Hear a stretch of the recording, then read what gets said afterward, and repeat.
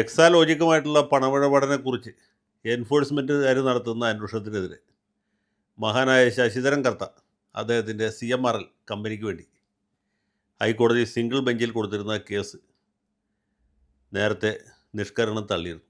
അതിൻ്റെ തൊട്ട് പിറ്റേ ദിവസം തിരുവനന്തപുരത്ത് പിണറായി വിജയൻ്റെ വാടക വീട്ടിലടക്കം എൻഫോഴ്സ്മെൻറ്റുകാർ എന്ന് പറയുന്ന പരമനീചന്മാർ വലിയ പരിശോധന നടത്തുകയും അതിവിടെ വലിയ വിവാദമായിട്ടും അപവാദമായിട്ടും ഒക്കെ മാറി നമ്മളെയൊക്കെ ആവേശം കൊള്ളുകയും ചെയ്തു.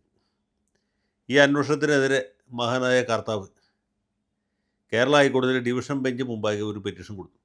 അതിൽ ഈ ഹർജിയിൽ തീരുമാനമാകുന്നവരെ, അപ്പീലിൽ തീരുമാനമാകുന്നവരെ നടപടിയൊന്നും എടുക്കരുത് എന്നൊരു ആശ്വാസ വിധി നൽകിയത്. ആ ഇടക്കാല ഉത്തരവിൻ്റെ ബലത്തിലാണ് കർത്താവ് ഇത്രയും ദിവസം പിടിച്ചത്. ഇപ്പോൾ ദാ അതും പോയി. എൻഫോഴ്സ്മെൻറ്റുകാർക്ക് നിരങ്കുശമായ അന്വേഷണം തുടരാം എന്നാണ് ഇപ്പോൾ ഹൈക്കോടതി വിധിച്ചിട്ടുള്ളത്. ഇത് ഞങ്ങൾ സുപ്രീം കോടതിയിൽ പോകാൻ ആഗ്രഹിക്കുന്നു. സുപ്രീം കോടതിയിൽ പോയി സ്റ്റേ മേടിക്കുന്നവരെ തടയണം എന്ന ഒരു വിനീതമായ അഭ്യർത്ഥന കർത്താവിൻ്റെ അഭിഭാഷകൻ കോടതി മുമ്പാകെ സമർപ്പിച്ചുവെങ്കിലും അതും വിലപ്പോയില്ല. അപ്പോൾ അന്വേഷണം തുടരാൻ തന്നെയാണ് ഹൈക്കോടതി പറഞ്ഞത്. ഇനിയിപ്പോൾ വിധിപ്പകർപ്പ് കിട്ടി, അതുമായി സുപ്രീം കോടതിയെ സമീപിക്കാം എന്ന് വിചാരിച്ചാൽ അവിടെ ഒരു പ്രശ്നമുണ്ട്. അതെന്ന് വെച്ചാൽ ഈ സുപ്രീം കോടതി വേനലവധിക്ക് അടച്ചിരിക്കുകയാണ്. കേരള ഹൈക്കോടതി വേനലവധി കഴിഞ്ഞ് തുറന്നു, പക്ഷേ സുപ്രീം കോടതി അടച്ചിരിക്കുകയാണ്. സുപ്രീം കോടതി തുറന്നാലേ പ്രോപ്പറായിട്ടുള്ള ഫയലിംഗ് നടക്കും. മാത്രമല്ല, ഒരു സ്പെഷ്യൽ ലീവ് പെറ്റീഷൻ തല്ലിക്കൂട്ടി കോടതിയിൽ ഫയൽ ചെയ്യാന്ന് വെച്ചാൽ അത്ര എളുപ്പമുള്ള കാര്യമല്ല. ഒരുപക്ഷെ ഇതുപോലൊരു വിധി ആൻറ്റിസിപ്പേറ്റ് ചെയ്ത് കർത്താവിൻ്റെ പ്രഗത്ഭരായ അഭിഭാഷകർ നേരത്തെ തന്നെ പ്രത്യേക അനുമതി ഹർജി തയ്യാറാക്കി വെച്ചിട്ടുണ്ടാവും. അങ്ങനെയാണെങ്കിൽ കുറച്ച് എളുപ്പമുണ്ട്. മാത്രമല്ല, അത് വെക്കേഷൻ ബെഞ്ചിലാണ് മൂവ് ചെയ്യേണ്ടത്. ഏതായാലും കർത്താവ് എന്തും ചെയ്യാൻ മടിയില്ലാത്ത ആളാണ്, എന്തും ചെയ്യാൻ കഴിവുള്ള ആളാണ്. കർത്താവ് വരുമ്പോൾ കർമ്മം പുറകെ വരും, ക്രിയ കൃത്യമായിട്ട് നടക്കും എന്നെല്ലാവർക്കും അറിയാം. കാരണം ശശിധരൻ കർത്താവ് എന്ന് പറഞ്ഞാൽ ചെറിയ പുള്ളിയല്ല. അദ്ദേഹം പിണറായി വിജയൻ്റെ വിശ്വസ്തനാണ്. അതേസമയത്ത് തന്നെ കുഞ്ഞാലിക്കുട്ടിയുടെ വിശ്വസ്തനാണ്. ഉമ്മൻചാണ്ടിക്കും പ്രിയപ്പെട്ടവനാണ്. രമേശ് ചെന്നിത്തലയ്ക്കും പ്രിയങ്കരനാണ്. VD സതീശനും അദ്ദേഹത്തോട് പ്രത്യേകിച്ച് കലിപ്പോ കാലുഷ്യമൊന്നുമില്ല. കാരണം കർത്താവിൻ്റെ ഇന്ന് കാശ് വാങ്ങിക്കാത്ത ഒരാളും കേരള സംസ്ഥാനത്ത് ഇല്ലയെന്ന് ഞാൻ പറയില്ല. എറണാകുളം ജില്ലയിൽ തീരെ ഉണ്ടാവില്ല. അത് ഉറപ്പുള്ള കാര്യമാണ്. Congress, communist, Marxist, BJP, League വ്യത്യാസമന്യേ സകല ആളുകൾക്കും പൈസ കൊടുക്കുന്ന ആളാണ് കർത്താവ്. കർത്താവിൻ്റെ കരിമണൽ കച്ചവടം നന്നായിട്ട് നടക്കണമേ, നമുക്ക് കിട്ടാനുള്ള വരുമാനത്തിൽ കുറവ് വരരുതേ എന്ന് പ്രാർത്ഥിക്കുന്നവരാണ് എറണാകുളം ജില്ലയിലുള്ള സുമനസ്സുകളായ ആളുകൾ അധികവും. അതിന് രാഷ്ട്രീയക്കാരുണ്ട്, വക്കീലന്മാരുണ്ട്, മാധ്യമപ്രവർത്തകരുണ്ട്, സമുദായ നേതാക്കന്മാരുണ്ട്, അങ്ങനെ മറ്റ് പലരുമുണ്ട്. ഈ കർത്താവിൻ്റെ അത്ഭുത പ്രവൃത്തികളെന്ന് വെച്ചാൽ അതിൻ്റെ ഏറ്റവും അധികം ഗുണഫലം അനുഭവിച്ചിട്ടുള്ളത് മലിനീകരണ നിയന്ത്രണ ബോർഡിലെ ഉദ്യോഗസ്ഥന്മാരാണ്. ഈ മലിനീകരണ നിയന്ത്രണ ബോർഡിലെ ഉദ്യോഗസ്ഥന്മാരിൽ ഏതാണ്ട് 99% അഴിമതിക്കാരാണ്. 100% ഞാൻ പറയില്ല, ചിലപ്പോൾ 1% വല്ലവരുണ്ടാവും. ഈ കരിമണൽ കർത്താവ് ഓരോ വർഷവും ആലുവ പുഴയിലേക്ക്, അതായത് പെരിയാറിലേക്ക് നിക്ഷേപിക്കുന്ന മാലിന്യം അല്ലെങ്കിൽ രാസമാലിന്യം എത്രയാണെന്നറിയാം. പെരിയാർ ചില ദിവസങ്ങളിൽ മഞ്ഞ നിറത്തിലൊഴുകും, ചില ദിവസം ഓറഞ്ചായിട്ട് ഒഴുകും, ചില ദിവസങ്ങളിൽ കടും ചുവപ്പായിട്ട്, ചില ദിവസം ബ്രൗണായിട്ട്, ചില ദിവസം പർപ്പിളായിട്ടൊക്കെ ഒഴുകും. ആ ദിവസങ്ങളിൽ മത്സ്യങ്ങൾ ചത്തുപോകും. നല്ല മഴയുള്ള ദിവസങ്ങളിലാണ് കർത്താവ് സാധാരണ ഈ രാസമാലിന്യം ഒഴുക്കി വിടുക. അപ്പോൾ അത് ആ പുഴ വലിയ ഒഴുക്കിൻ്റെ കൂടെ അങ്ങ് ഒഴുകും. അപ്പോൾ മത്സ്യസമ്പത്തിനുണ്ടാകുന്ന ദോഷം അത്ര അധികം ഉണ്ടാവില്ല. നേരെ മറിച്ച് ഒഴുക്ക് കുറഞ്ഞ സമയത്ത് ആണ് മാലിന്യം തുറന്നു വിടുന്നെങ്കിൽ ആളുകൾ, മനുഷ്യരടക്കം മരിച്ചു പോകാൻ സാധ്യതയുണ്ട്.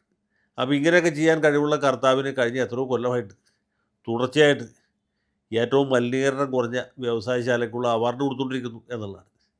ഇദ്ദേഹത്തിൻ്റെ മലിനീകരണം തടയാൻ ഒരു നടപടി സ്വീകരിക്കുന്നില്ല എന്നുള്ളതല്ല, ഈ മലിനീകരണം കുറഞ്ഞ സ്ഥാപനത്തിനുള്ള അവാർഡ് കൊടുത്തുകൊണ്ടിരിക്കുന്നത്. അതാണ് കർത്താവിൻ്റെ കഴിവ്, കർത്താവിൻ്റെ പ്രാബല്യം. സാക്ഷാൽ യേശു കർത്താവ് പോലും ഇത്രയധികം അത്ഭുത പ്രവൃത്തികൾ ചെയ്തിട്ടുണ്ടാവില്ല. അദ്ദേഹം വെള്ളം വീഞ്ഞാക്കി ചെയ്തു, അല്ലെങ്കിൽ മരിച്ചവന് ഉയർത്തെഴുന്നേൽപ്പിക്കും, അങ്ങനെയൊക്കെ ചെയ്തു. പക്ഷേ മലിനീകരണ നിയന്ത്രണ ബോർഡിൽ നിന്ന് ഇതുപോലൊരു അവാർഡ് സംഘടിപ്പിക്കാൻ നമ്മുടെ മഹാനായ കർത്താവിന് മാത്രം സാധിച്ചു, പുള്ളിക്ക് മാത്രം സാധിക്കുകയും ചെയ്യുള്ളൂ. കാരണം എന്താ വെച്ചാൽ അത്രയും സ്വാധീന ശക്തിയുള്ള ആളാണ്, അത്രയും പണമുള്ള ആളാണ്. അപ്പോൾ ഇങ്ങനെ പല അത്ഭുതങ്ങളും ചെയ്തിട്ടുള്ള ആളാണ്.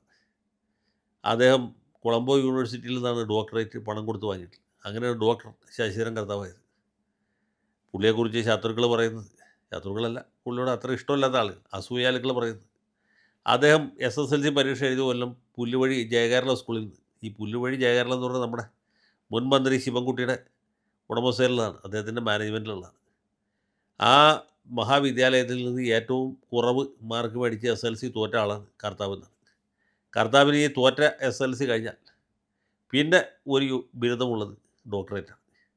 അപ്പോൾ ഇതിനിടയ്ക്കുള്ള സംഗതികളൊക്കെ പുള്ളിക്ക് ബ്ലാങ്കാണ്. പക്ഷേ ആൾ സമർത്ഥനാണ്, ഭാഗ്യവാനാണ്. അതുകൊണ്ട് പണം ധാരാളം സമ്പാദിച്ചു. കരിമണൽ വെറുതെ കടലോരത്ത് കിടക്കണല്ലോ, അത് വാരിക്കൊടുത്ത് പുള്ളി പണം ഉണ്ടാക്കി. അതേ സമയത്ത് സകല ആളുകൾക്കും പൈസ പുള്ളി വാരിക്കോരി കൊടുത്തു. കോൺഗ്രസ്സുകാർക്ക് കൊടുത്തു, മാർക്സിസ്റ്റുകാർക്ക് കൊടുത്തു, BJPക്കാർക്ക് കൊടുത്തു, എല്ലാവർക്കും കൊടുത്തു. അങ്ങനെ കർത്താവ്, കരുണാമയനായ കർത്താവ് വളരെയധികം പണം സമ്പാദിച്ചു. ആ പണമാണ് കർത്താവിൻ്റെ യഥാർത്ഥ യോഗ്യത.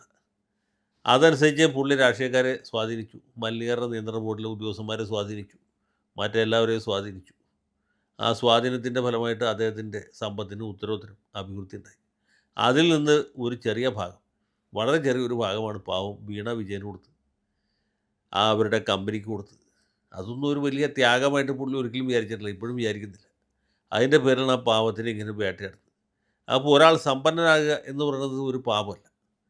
ഈ സമ്പത്തുണ്ടായി കഴിഞ്ഞാൽ സ്വാധീന ശക്തി ഉപയോഗിച്ച് ഉദ്യോഗസ്ഥന്മാരെ രാഷ്ട്രീയക്കാരെയൊക്കെ വിലക്കെടുക്കുക എന്നുള്ളത് സർവ്വസാധാരണമായിട്ടുള്ള കാര്യമാണ്.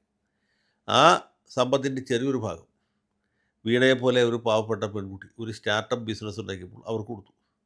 അവരുടെ കമ്പനിക്ക് ഒരു ചെറിയ തുക കൊടുത്തു. അത് മാസാമാസം കൊടുത്തുകൊണ്ടിരുന്നു എന്നുള്ളത് സത്യമാണ്. അതിന് ഇത്ര വലിയ ED അന്വേഷണമൊക്കെ നടത്തേണ്ട ആവശ്യമുണ്ടോ? ഈച്ചയെ കൊല്ലാനായിട്ട് പീരങ്കി വെടി പൊട്ടിക്കേണ്ട ആവശ്യമുണ്ടോ? എൻ്റെ അഭിപ്രായത്തിലില്ല. അപ്പോൾ ഇതൊക്കെ നമ്മുടെ രാഷ്ട്രീയത്തിൽ സർവ്വസാധാരണമായിട്ടുള്ള കാര്യം. എനിക്ക് തോന്നുന്നത് എറണാകുളം ജില്ലയിൽ മാത്യു കുഴൽനാടൻ ഒഴിച്ച് മിക്കവാറും രാഷ്ട്രീയക്കാരും കർത്താവിൻ്റെ നിന്ന് കാശ് മേടിച്ചിട്ടുണ്ട്.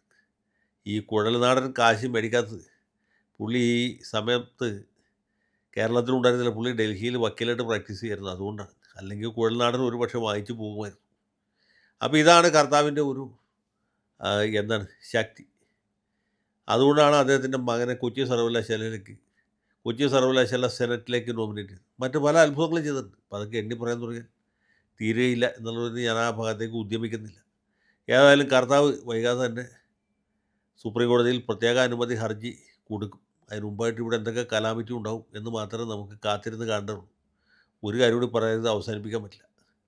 ഭഗവാൻ ശ്രീ ഗുരുവായൂരപ്പൻ്റെ വലിയൊരു ഭക്തനാണ് കരിമണൽ കർത്താവ്. അദ്ദേഹത്തിന് താല്പര്യമുള്ള എല്ലാ ആളുകളുടെയും പേരും ജന്മനക്ഷത്രവും അവിടെ ഗുരുവായൂർ അമ്പലത്തിൽ പ്രത്യേകമായിട്ട് ചീട്ടാക്കിയിട്ടുണ്ട്.